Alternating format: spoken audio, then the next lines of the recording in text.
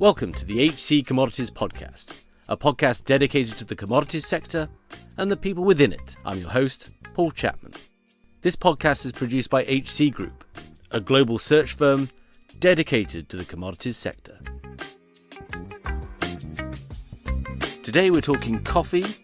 How does it end up at our breakfast table? Who are the market participants? Who are the producers? What are the different grades? How does the futures market operate? And then having a conversation with our guest, which I found quite inspirational, about how young traders can see opportunities and still launch new trading companies in the commodities world. Our guest is Charlie Stevens. He's president of Amarella Café, a specialty green coffee trading company. I'll leave him to describe the rest of his career. Just a note, we have an upcoming event on September 19th in Houston, an HC Commodity Podcast live event, this time to discuss US natural gas trading in a global market. We've got a great panel lined up. The event is free, but RSVP only. Spaces are limited, but I'll include a link in the show notes as well for those who wish to attend. It should be a great night out. Panels followed by cocktails and canapes, and it's always fun networking. And again, please do leave us a positive review on the platform you're listening on. It really supports the show, allowing us to continue to get great guests and expand our global reach. And as always, I hope you enjoyed the episode. Charlie, welcome to the show. Yeah, thanks for having me, Paul. Excited to be here. So we're talking coffee. It's a commodity that, I certainly consume every day, but digging into the market structure, who are the participants, and what are the trends that are affecting coffee and coffee trading. But before we sort of dig into that, can you just, at a very basic level, help me understand what is the coffee supply chain? Where is it grown? How is it processed? And how does it end up in our mugs? Yeah, certainly. So I think it's best to start at the most basic part of what is coffee. This actually surprises a lot of people, but coffee is a fruit. It's actually a drupe, which is like a stone fruit. And so it's related to a plum, a peach, a cherry, apricot. And the thing that we call a coffee bean is actually a coffee seed. It's actually the seed of the fruit. And I don't know the origins of why we started calling it a bean. Maybe it just looks like a bean. But I think once people wrap their heads around the fact that it's a fruit, I think it starts to change your viewpoint on the drink that people consume every day. I think another common question that I get, and I'm gonna give an example. If there's any plant biologists out there listening to this, they're probably gonna roll their eyes. But I think that, it's important to understand, where does the flavor of coffee come from? So generally speaking, rule of thumb is altitude kind of will produce better coffee. So the higher the elevation that it's grown at, the better the quality of the coffee. Again, that's a loose rule of thumb. And kind of the way people think through it is, when you do exercise, the human body, your bloodstream lacks oxygen, right? And kind of the reaction to that, your muscles will produce lactic acid, which is what makes your muscles feel sore. Well, the same thing happens in the coffee plant. So when it's at elevation, the plant is working harder to produce the fruit. It's respirating, and through that respiration process creates acidic compounds, and those acidic compounds are flavors.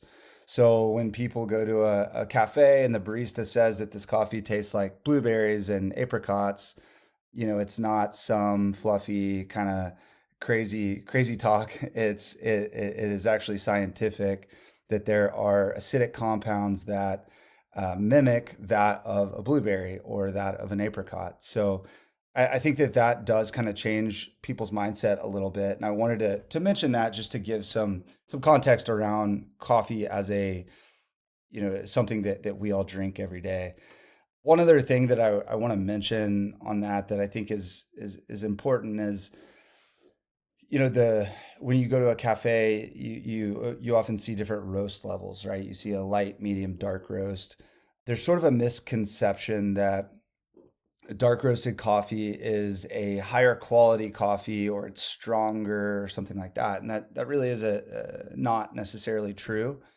Another kind of loose example would be when you grill a steak, you could take the finest Wagyu beef straight from Japan, and you could take, the cheapest cut of meat off the side of the street and throw it on the grill. And if you cook both of them rare, pink throughout, the bad one is going to taste bad, and the good one is going to you're going to taste the characteristics of that meat, right? And when you cook both of them well done, they're both going to taste very similar. They're going to taste charred. They're going to taste like the grill, basically. So coffee is the same, where dark roast, a lot of times you lose those inherent characteristics of the bean, and the lighter roast, you're going to be able to really taste those characteristics. And so it's not necessarily fair to say that a light roast is better or a dark roast is better. It kind of depends on the product that goes in, right? Yeah. Although definitely a rare steak's better than a well done one. Just throw that in. So I mean, that's fascinating, right? And we're going to talk about where it's grown, but just before we talk about sort of that supply chain, how do you take that fruit and turn it into a roasted coffee bean that we grind, that goes into our, that creates the coffee drink? Yeah, definitely. And I mean, that is an entire industry. A lot of producing countries, people, that's something that people study in college, and it is actually quite in depth. So I'll do my best to kind of describe that at a high level. So there's essentially 3 or 4 layers, depending on how you look at it, of the fruit. So the post-harvest processing, we've got to remove those layers while maintaining the integrity of the seed, right? So in each producing country does it differently. And a lot of that is just tradition that's been passed along over time. And so each country kind of has different infrastructure for different processes. Generally speaking, we have to remove the fruit, the meat of the fruit, and that can be done in kind of 3 main ways. One would be the use of water, which we call the wash process. So essentially, after harvest, on the farm, they'll put the coffee into a tank, and they'll kind of move the coffee around. They have these rakes, and they move the coffee around in the tanks, and the water eventually removes that mucilage, right? And it'll go through a series of machines that will move that, but the water kind of helps do that. The second method is called the natural method. And essentially, the cherry is taken and placed on what we call raised African beds, or it will be placed on the ground on stone patios. And, the coffee will sit under the sun for a few weeks. And essentially, the sun will dry the coffee and turn that fruit into something that resembles a date, like a dried date.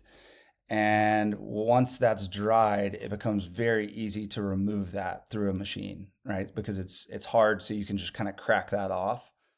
The natural method usually will produce a sweeter coffee when done correctly. When done poorly, it will be fermenty. It will kind of have some unpleasant flavors.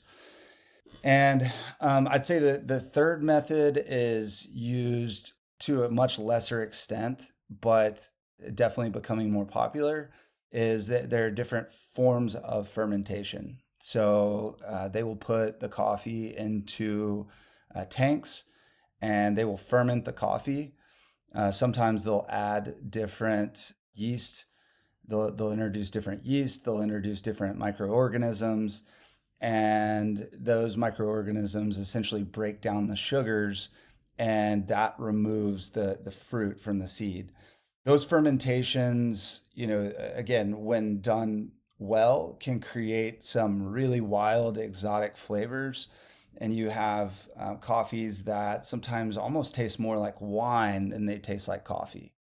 And when done poorly, it can taste like, well, I'll be honest, I've tasted coffees done poorly like that, and they taste like it's gross. It's very gross. And so, it's up to the producer how they want to do that. But, I'd say the washed method is probably the least risky. You're not going to lose as much product. And then down to kind of the fermentation is, if you do it well, you're going to be able to sell your crop for a significant premium, but there's risk there because you're introducing external factors, and you might get a heavy discount for your coffee if you do it poorly. And who's doing that part of the processing? Is that typically the farmers themselves, or cooperatives, or the wholesalers come in and just take the cherries? Like, who's doing that bit? Yeah, it depends on the country, and my context in the coffee world is largely in Latin America, and even within Latin America, it's different in every country. But let's say in Colombia, for example, it's going to be done on the farm, so the farmer is the one controlling that process. In El Salvador, it's a little bit of both, kind of a hybrid model. So the farms will do some of it, and the sometimes there are kind of centralized facilities that will do it maybe on a more mass scale. So yeah, it just depends on where you are. Okay, and then that's when you end up with this green coffee seed, or now is it called a bean? Correct. Yeah, we can call it a bean just for since everyone's used to that. Is coffee transported globally as a green coffee bean, or is it processed within destinations? Like, how does it end up to get to roasted? Yeah. So once the coffee is processed, it will be selected, sorted by density and by screen size, so by the size of the bean, and then it will be packed and shipped in shipping containers globally. So the coffee roaster in destination countries is buying jute bags, or when you think of like a coffee bag, right? Like a burlap bag, generally around 70 kilos. And that is the product that they're buying, that they then put in their roaster, and they sell freshly roasted coffee to their customers. Let's just stay with the customers, and then we're going to come back and unpick the sort of the trading and the intermediation that goes on the customer side. So I think the vast majority of coffee is actually still grown in Latin America, right? I mean, it actually originally comes from the Horn of Africa, but now it's primarily grown in South America. What sort of scale of market are we talking on the consumer side? How does that split between Arabica and Robusta break down? Can you give us some sense of that, and then we'll come back to the trading piece? Coffee is consumed in virtually every country in the world, right? Maybe to a lesser extent in the UK. I don't know, because of the tea market. But no, I'm kidding. The UK has a strong coffee market, but the coffee is consumed globally, even in producing countries, right? So typically, I'll take Colombia for example. There is a sort of a minimum quality that you have to meet in order to export that coffee, and the government heavily controls that because it's sort of a marketing thing for them, right? I mean, you remember back when they came out with 100% Colombian coffee, the Juan Valdez, right? And that was a genius marketing scheme that Colombia came up with to promote exports from their country, and it's worked, right? And consumers generally think that Colombian coffee is a higher quality coffee, and I don't necessarily disagree with that, but it's not the whole truth, right? There is a piece of marketing there. It's marketing, yeah. Right. So yeah, generally speaking, the consumer, the destination countries are getting kind of the best quality coffee that's out there, and then the kind of the lower end coffee will stay in the producing countries, and a lot of times that's what people consume there locally. Quick story there is, I have a lot of friends that are like, oh, you spend a lot of time in Colombia, I bet you just drink amazing coffee all the time, and actually the opposite is true. Some of the coffee consumed there is not that great because it's not the stuff that people are exporting, right? And that's something that's changing too. And we're starting to see producing countries are starting to consume better quality coffee, and you see some local demand and things like that. But to your question on Arabica versus Robusta, Arabica makes up about 70% of the market. Robusta would be about 30%. And the difference between those two, and I'm not a plant biologist, so apologies to anyone out there that's a plant biologist, but Arabica and Robusta are related, but they're different species of plants. So I think it's the distinction is really important because Robusta is a very hardy plant. It doesn't need to be grown at altitude. It yields maybe 5, 6 times more than an Arabica plant. And it's largely pest resistant, disease resistant, drought resistant. It's a very resilient plant. And the result of that is it produces a product that is fairly bitter. It doesn't taste all that great. Caffeine content is significantly higher. And if you were to drink just a Robusta coffee by itself, it probably would hurt your stomach. It's so strong.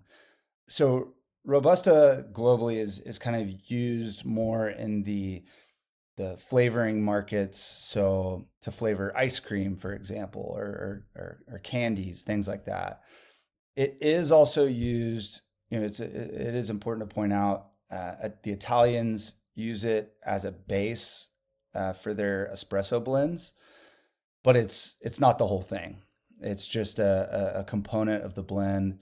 And the reason they do that is it adds kind of that strength and that bite that they're looking for, and it also adds what they call crema. Crema is kind of that beautiful brown foam on top of the espresso shot, and the Italians are crazy for that.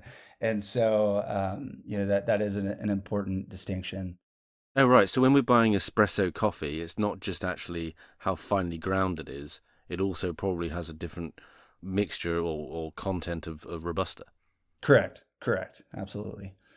And then, on the Arabica side, the Arabica plant is a little bit more delicate. I'd say generally it still is a resilient plant, but in comparison to the Robusta plant, it is a little bit more delicate.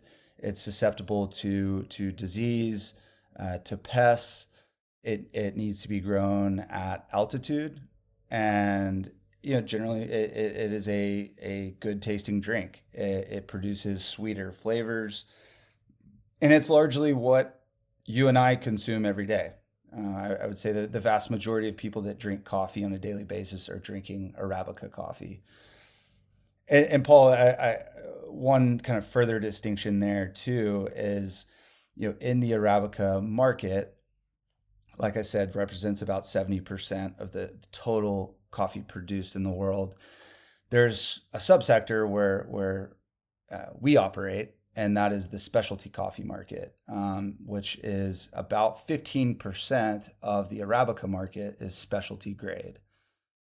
And specialty grade coffee is the distinction there is that the cherries are picked at optimum maturity. So rather than going to the tree and stripping the tree of all the cherries at the same time, each cherry is actually picked at the optimal maturity level. So you have to think, the labor costs there are significantly higher, but the flavors are significantly different, and it is a distinct product from kind of a commercial grade Arabica. I mean, this is a huge market as well, right? So, I think it's sort of around 28 billion in the US alone. So big market and a big commodity in that sense. How is, putting specialty aside, because we can come back to that with Amarella Café, your business, but how is this traded? Who's trading it? What's future support is there? Can you give us some sense of trading operations in coffee and who the major participants are? Yeah, sure. So the kind of standard supply chain it's a long one. And so a lot of times, so again, my context being Colombian coffee, the average farm size in Colombia is 2.5 hectares. right? So pretty small. And I think there's something like 700,000 coffee producers in Colombia. So the aggregation of that product is complicated at best. It is very tricky. So what you have is you have a lot of cooperatives and you have farmer associations, which are a little different than the cooperative model, that essentially aggregate this coffee in country, right? And then those cooperatives will typically sell to an exporter. They'll usually, mill and process the coffee, then they'll sell the green coffee to an exporter. A lot of times that exporter will sell to an importer in destination country, and then that importer is selling to a roaster, kind of a final consumer, right? And the interesting thing with coffee is you have a huge combination of massive industry and small players that have been in the game for a long time, right? So the scale is wild. It really is wild, and you have companies like Olam and Louis Dreyfus and Vol Cafe, for example, that are just behemoths in the market, all the way down to Amarella Café, us, right? Hey, we're one of the small guys. What makes them behemoth though? Have they got storage, transportation facilities around the world? How are they, and are they primarily they're doing both the exporting and the importing? Like, not necessarily naming names, but what's your typical setup for a big trader? A lot of times they have their own mills, their own processing mills in origin countries. A lot of times they have multiple around different regions within those countries. And then if you think about it, they're sort of aggregating everything up to the destination countries. So when they go to a roaster, and let's just say Starbucks as an example, they're able to go to Starbucks and say, "Hey, look, we can offer you 100 containers a month from Colombia, 100 containers from Vietnam, 100 containers from Malaysia." Right. And so they have the scale to be able to be kind of a one-stop shop for those big roasters that are, offering coffees from different origin country. So they have essentially a series of sort of originators, buyers in country that are going to these farmers or the cooperatives, and then obviously they've got their own processing facilities, I guess, quality control, and then they've got these. They can be, as you say, that one-stop shop. How many participants are there at kind of that scale? I mean, how concentrated is this sector? And then can you give us some sense of how robust the futures market is, how they Yeah, use? so at the top, it's quite concentrated. And just to kind of give an example, Nestle or Nescafe, which is a part of Nestle, it represents about 20 to 25% of the market. And then, below them is going to be, there's a company called JAB Holdings, which is 10 to maybe 15% of the market, of the global market. JAB is a holding company that has, Peet's Coffee, Keurig, Caribou Coffee, a lot of the brands that we all know. Coca-Cola owns a company which I believe is out of the UK, Costa Coffee, which I think is Yeah, around 5% of the market. So from the top, it's pretty concentrated, but then as you go down the list, it starts to get very, very fragmented. decentralized, I guess. Yeah, fragmented. Where does so just one final piece of the puzzle, and you can tell I'm finding this fascinating.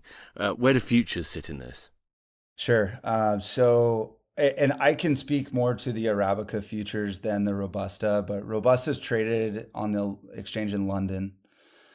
And, as it pertains to Arabica, so that's traded on the ICE in New York. And, look, I'll be honest, Paul, and I don't know if you have listeners from the ICE, but the Arabica contract, in my personal opinion, is a little outdated at this point. It's a difficult contract to trade for a couple different reasons. One being that it is a large contract, so it represents a full container essentially of coffee. So there are a lot of people in the market, particularly producers, that have no access to hedging because of that, right? And then down to kind of your smaller roasters, they're not consuming enough coffee at any given time to find that contract useful. So I think that presents a big challenge. And then the other side of that is really just the structure of the contract, in that it's a physically delivered contract. There are warehouses globally that are, ice delivery points. And, at the end of the day, it's subjective whether a coffee is good or not, right? So you have people called Q graders, which are essentially sommeliers of coffee, and they're testing these bags as they come in the warehouse. And every day ICE releases a report on, how many bags have been submitted to the exchange, how many passed yesterday. And, the pass rates can go from 5% a day to 70% the next day. It's not clear what drives that. And so a lot of times it's really hard to get a feel for how tight is the market actually. Is it because, a couple of the graders were sick that day, or, you know what I mean? And so it's difficult to gauge that supply and demand in a physically delivered market like coffee. And so the dynamic with the Arabica contract is quite difficult. It is a very volatile market, but it's not to say that it's not useful, right? So it definitely still is useful, but I do think that a move to something like a financially settled contract could do the industry a huge service. Yeah, interesting. Well, I know we do have some ICE listeners, so maybe they'll reach out. But again, and it's another example of where actually having the wrong type of contract or having some complexity to it that doesn't match the reality on the ground really can hold that contract back, and obviously therefore not accomplish what it needs to do, which is manage volatility and allow participants to lay off risk if they choose to. The energy and resources sector is experiencing unprecedented change. To help companies navigate this world and capture its opportunities, HC Group launched Enco Insights in 2023. Enco has rapidly become the leading global expert network dedicated to energy and resources. Enco Insights leverages HC Group's 20 years of connections and dedication to the sector to give clients the expertise they need to take decisions fast. Connect with Enco's experts for anything from a 1-hour insight call to a longer-term consulting project at encoinsights.com. We're going to come on to sort of this specialty market and really your story, because there's an analogous story that's going on in the commodities world to some extent. But just when you look, if I think about the thread and theme of this podcast, a lot of it is ultimately how everyone's being affected by the decarbonisation, deglobalisation, digitization, and just the rapidity of change that's going on. What has been the dynamic in coffee since the pandemic? Has everyone started drinking a little more, or how volatile has that space been? And of course we're talking biological systems here, and we've got increased volatility in weather, not just geopolitics. One kind of easy answer there is on the consumption side. During the pandemic, the consumer began ordering coffee online. That was kind of a new thing, right?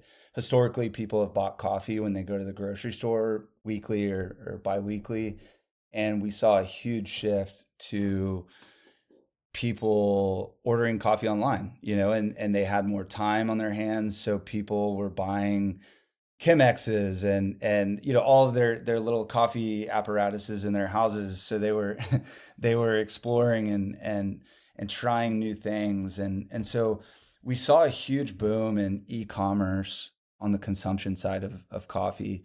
And I think that was a big kind of tailwind for the specialty coffee space, because people started to, like I said, explore and try different different types of coffee. And okay, last week I tried a coffee from Panama. Now I want to try a coffee from Ethiopia. Yeah. So I'd say that was one advancement. Since the pandemic, things have gone back a little bit to kind of the traditional consumption habits. But that being said, I was on the phone yesterday with a customer that is very much a highly specialty roaster, and they're selling into Walmart now. So you have companies like Walmart that are starting to carry high grade coffees, not just instant coffee. So that's one thing that has shifted. There have been attempts at rolling out various kind of digitized supply chain solutions. There's a company in Europe that I think has made some headway on it, but it still presents a lot of challenges. And I think you see that across all commodity industries, right? It's in theory and on paper, it's a great idea. But I think there are a lot of nuances there that it's really difficult to take your supply chain completely online and kind of take out that human aspect to it. But that definitely is something that people are trying to move towards. A big one that I would say that's going on as we speak is the EUDR. And I'm not sure if you have spoken much about this or know much about it, but it's the European Union regulation of deforestation. No. So yeah, please expound. Yeah, and this is quite controversial. To put it simply, basically the EU, I think it was 2022, came out and said by 2025, you will not be able to import products that have not been traced to a certified farm, or a farm would have to be certified to say that it has not contributed to deforestation. So, and they listed several commodities. So coffee is one of them. I know cattle is one of them, palm oil, lumber. I think there's a couple others, but this has presented a huge challenge, and actually we're coming up on the deadline for it. So December 1st, I believe, is the first deadline for any companies that have over 750 employees have to fall in line with this regulation. And I think no one is in disagreement of the intention here, right? Like we all want to prevent deforestation. I don't know a single person that is that is for deforestation, but I think the challenge is really on the ground. And when you think about these origin countries, particularly Latin America and I'd say Africa as well, it's really hard to get the producers to kind of fall in line with regulations like this. It's intense and it's really difficult. And like I said earlier, you have something like 700,000 coffee producers in Colombia, and I'm not sure if you've ever been to Colombia, but the remote parts of Colombia are very, very remote and difficult to navigate. Yeah. So to go and find every 2.5 hectare farm in Colombia just seems like a really tall order. And, further to that, a lot of these areas fall into conflict zones where not only is it difficult to find those farms, but it's dangerous, right? And even outside of Latin America, you think of the Congo is a coffee producer, and some of these places where it's really hard to send a European regulator to go certify a farm and say that, hey, this farm has not contributed to deforestation. And so, again, I think it's a well-intentioned piece of regulation, but it almost feels like it hasn't been well thought through on the implementation side. And I know that the industry is pushing back on the deadline. Several of the large coffee companies have come out and petitioned for the EU to delay this deadline to give them time to figure out what in the world they're going to do and how they're going to do this. Because really the regulation doesn't give a whole lot of guidance as to how we're going to regulate this. It's basically just saying you can't import product unless it's been certified. And so it's creating a lot of problems in the space, for sure. A lot of challenges. Us as an American company, we are not necessarily directly subject to it, but I know that a lot of the producers that we buy from are, and there's a lot of confusion, a lot of confusion. And so this is going to be interesting to see how it plays out. And we've even seen it in the futures market really transform things. And I read on Twitter, so I don't know how accurate this is, but a couple months ago, someone wrote that in the ICE certified warehouses, only 4% of the certified stocks on the ICE in Hamburg were compliant to this regulation. What does this mean? I mean, does this mean that sort of Jan 1st there's sort of like a coffee apocalypse happens in Europe? It sounds like, time's running, the clock's ticking on that. And as you say, there's a lot of complexity, and you could just have a shut down coffee market. I mean, that would really upset the Europeans.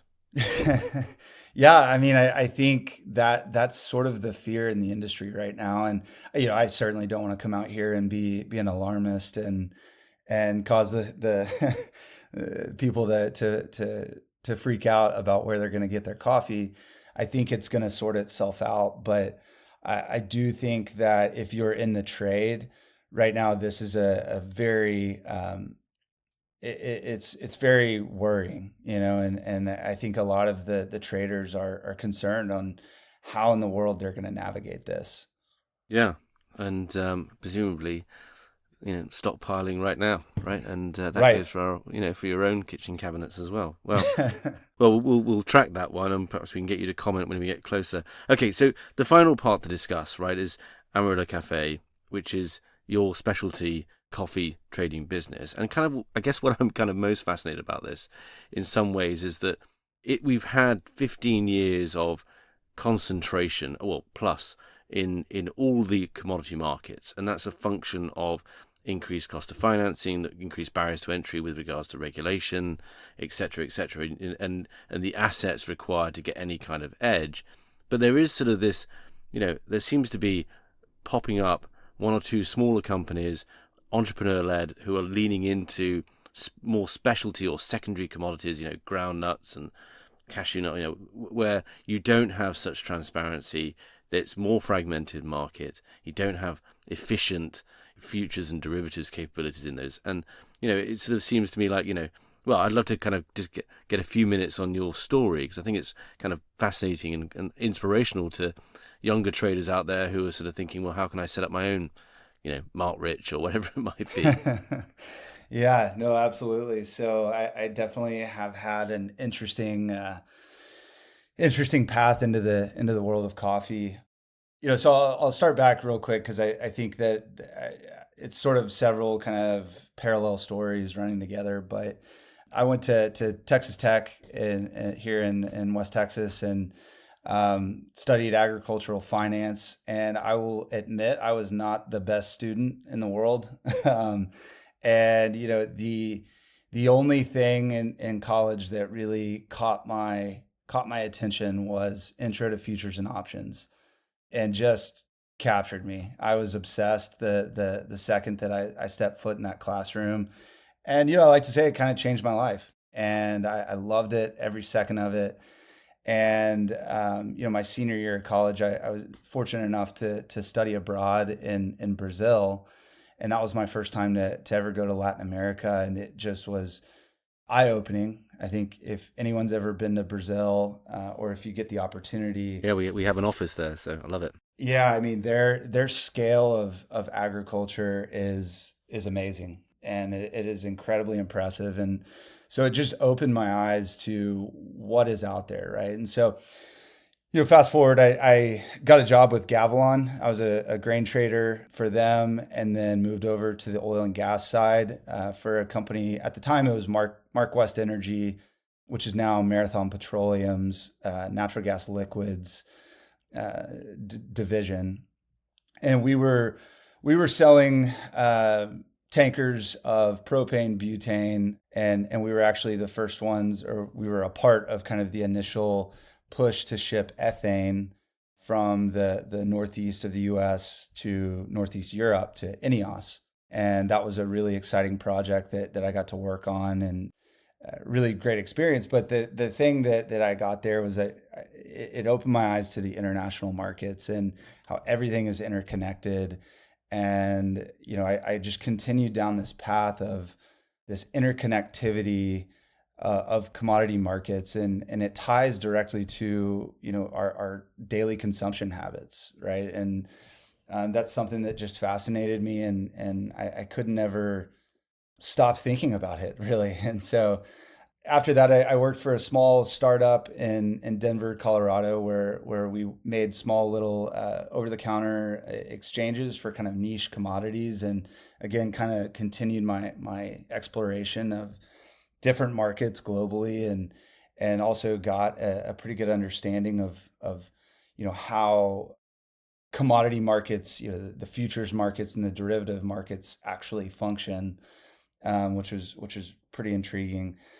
Through all that, I wanted to do something. I wanted to take my experience and do something positive with it. One of the things that I saw in Latin America particularly was this growing wealth gap, right? And so I wanted to I always kind of thought, like, I would love to have the opportunity to do something in the space and use my experience to do some good in the world, right? And you mentioned Mark Rich, and I read facetiously, but yeah, right. I read was it Kings of Oil back when I was in college, and I don't want this to sound bad, but in a certain way, it really inspired me. There were sort of amazing things that he did, and then also some other things as well. So I want to say I really admire his ability to go just kind of make things happen, right? And so I kind of that inspired me. And anyways, long story short, I was learning Spanish, and that gave me the opportunity to go down to Colombia for the company I was working for at the time and kind of explore a project. And I ended up on a coffee farm. And when I was on this farm, the owner gave me a cup of coffee, as is customary there, and I was enjoying it. We were talking about things, and I was like, man, this coffee is really good. And I joke now because I say it's like, I don't know if it was like eating a Snickers bar on a ski lift type type thing, where it's like the best Snickers bar you've ever had in your life, and just the context with which I was enjoying that cup probably had something to do with it. But I started asking questions about this coffee, and she started to explain to me, well, I don't know how to get it to market. The market kind of intimidates me. I don't know who to sell it to. So I just barter with my neighbors. She just traded it with her neighbors for their crops, fruits and vegetables. And I was, it was one of those moments where in my head, I'm kind of like, is this the opportunity I've been looking for? And it was a door that opened, and I kind of, in an instant, I said, well, what if I bought all your coffee from you and I exported it? In the back of my head, thinking like, well, what am I going to do with this? So I came home and told my wife what I had done while I was in Colombia.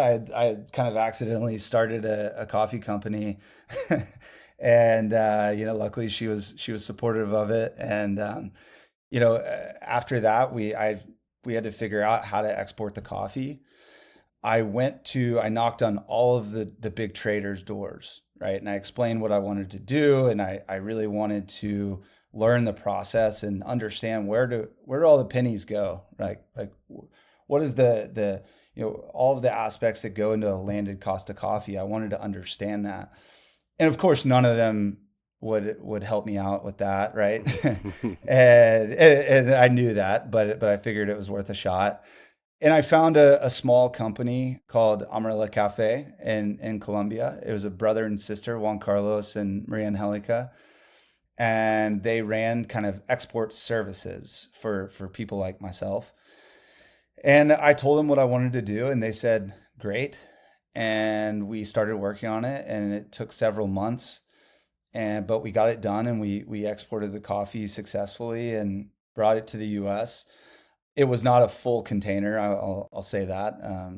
I'm glad it was not, because it took quite a while for me to figure out. Once the coffee was in the US, it took me quite a while to figure out what to do with it and how to move it. But through that process, I learned every step of the way, right? I learned every little nuance of the business, good, bad, and ugly. And we worked really well as a team. And so I flew back down to Bogota, and we went and got lunch one day. And, I basically said, what do y'all want for your business? What's y'all's dream? And they told me that one day they'd like to have their own mill.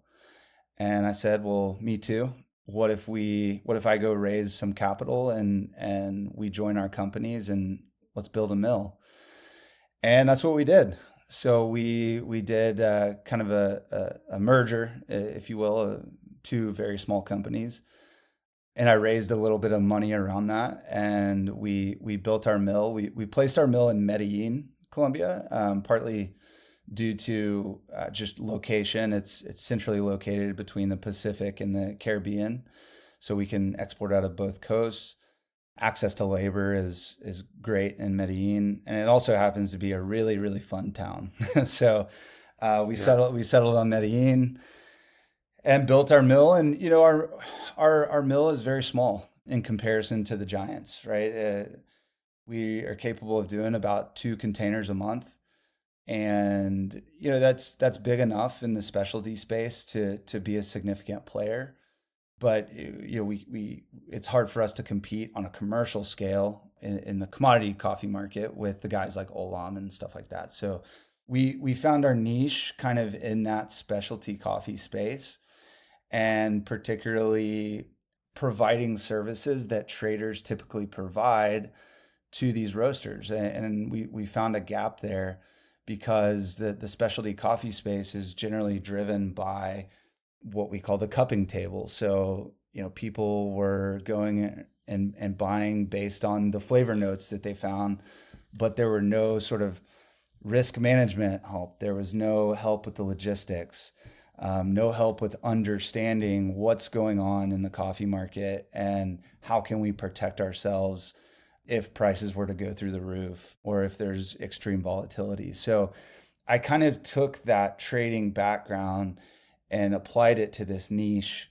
specialty market, and so we're finding some success there. Fantastic. I just think it's inspirational as well, right? There are those commodities out there where you can get on a plane, find a local producer, and start building something, right? That adds value, mm-hmm. and both to shareholders, but also to employees and hopefully the world as well. So I think it's it's just great to sort of see that, and I think it's a bit of an inspirational story. Well, we'll put links to Amarella Café in the show notes so people know where to find you. We'll be watching the coffee apocalypse story closely, and it's been fascinating and interesting. So thanks so much for coming on.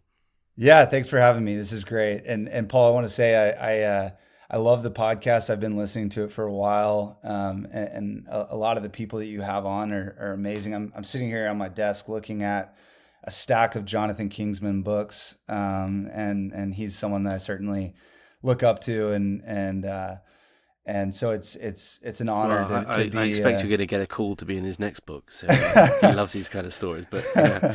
Awesome. Well, Charlie, I look forward to let's have you on again in a couple of years and see where you're at. Great. Thanks a lot, Paul. Thank you for listening.